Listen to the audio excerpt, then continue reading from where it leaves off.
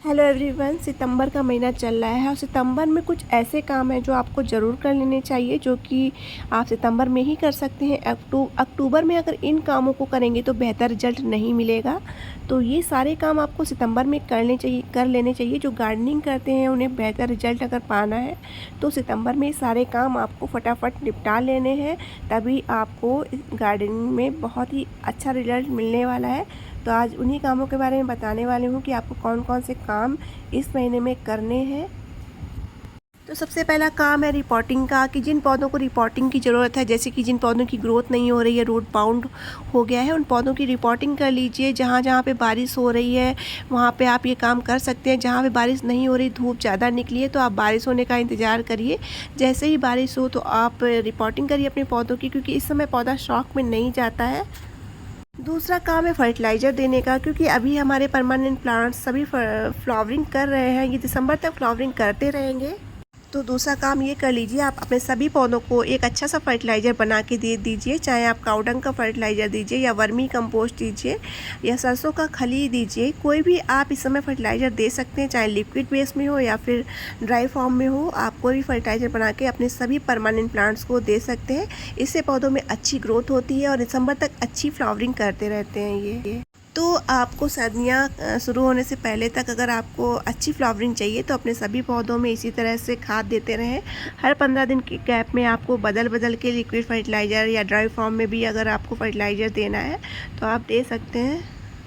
तो जब तक सर्दियों वाले फूलों का मौसम आएगा तब तक आपके परमानेंट प्लांट्स काफ़ी हैप्पी ब्लूमिंग करते रहेंगे और देखने में काफ़ी खूबसूरत लगेंगे। फूलों की कोई कमी नहीं होगी। जब परमानेंट प्लांट्स के फ्लावरिंग का सीज़न ऑफ हो जाता है तो उसके लिए भी तैयारी कर लेनी चाहिए। आप अभी से अपने सर्दियों वाले पौधों को सीड से ग्रो कर सकते हैं। बेस्ट टाइम है ये, क्योंकि अगर अभी आप इन्हें ग्रो कर लेंगे तो नवंबर दिसंबर तक ये फ्लावरिंग के लिए तैयार हो जाएंगे। तो जब परमानेंट प्लांट्स का सीज़न ऑफ होगा तब तक आपके सभी विंटर प्लांट्स फ्लावरिंग के लिए तैयार हो जाएंगे। तो सीड ग्रो करने का भी आप काम कर लीजिए, ये बेस्ट टाइम है। और मिट्टी तैयार कर लीजिए। एक हिस्सा आपको सैंड लेनी है, एक हिस्सा आपको वर्मी कंपोस्ट, एक हिस्सा आपको लेना है कोकोपीट और एक हिस्सा गार्डन सॉइल मिलाकर अच्छी सी मिट्टी तैयार करके आप इनके सीड्स ग्रो कर लीजिए।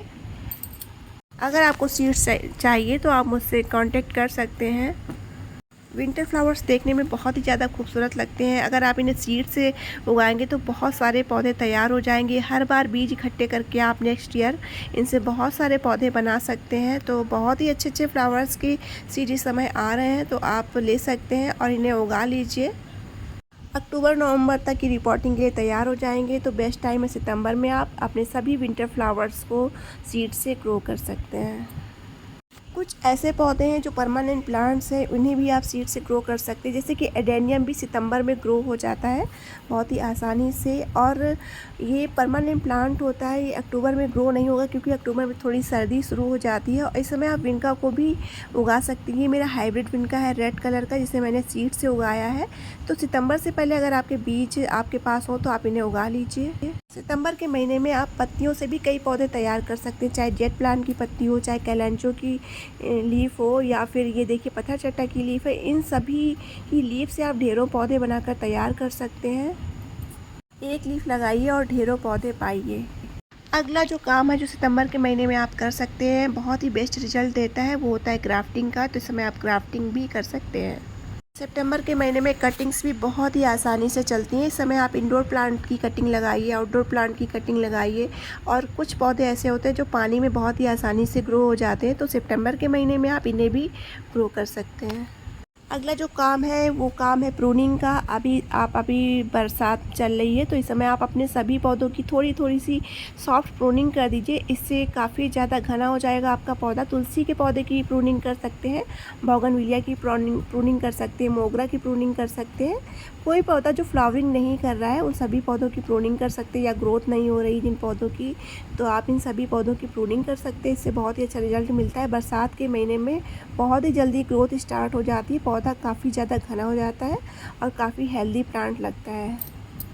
अगला जो काम है वो पोर्चलाका और पर्सलेन के मैं बता रही हूँ। विंटर सीजन आने वाला है तो इनकी फ्लावरिंग भी बहुत ही ज़्यादा कम होने वाली है। तो इन्हें सेफ़ रखने के लिए नेक्स्ट सीजन के लिए आपको क्या करना है, आपके पास जो भी बेकार गमले वगैरह पड़े हो, पॉट वगैरह पड़े हो, तो उसमें इनकी छोटी छोटी कटिंग सभी अलग अलग कलर्स की लगा लीजिए और इन्हें कोहरे से बचा के रखिए पूरी सर्दी भर। तो ये नेक्स्ट सीजन में फिर से आप इन्हें कटिंग से ग्रो कर सकते हैं।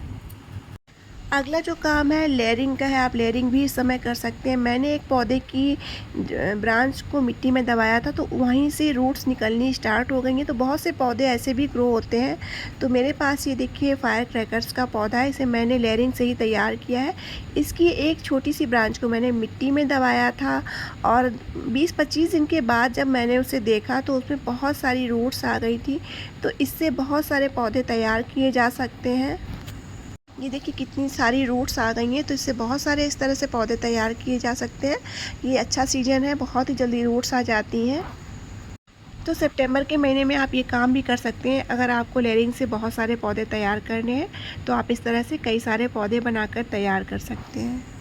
तो ये सारे काम आप सितंबर में कर सकते हैं। अगला ये काम है कि आप अपने सभी पौधों की गुड़ाई ज़रूर करिए, क्योंकि बारिश में इस समय ग्रीन लेयर सी जम जाती है, पौधे ओवर वाटरिंग का शिकार भी हो जाते हैं। तो ड्रेनेज होल चेक करिए और सभी पौधों की गुड़ाई करिए। तो ये सारे काम आप ज़रूर करिए। मिलते हैं नई जानकारी के साथ अगले वीडियो में, तब तक के लिए हैप्पी गार्डनिंग।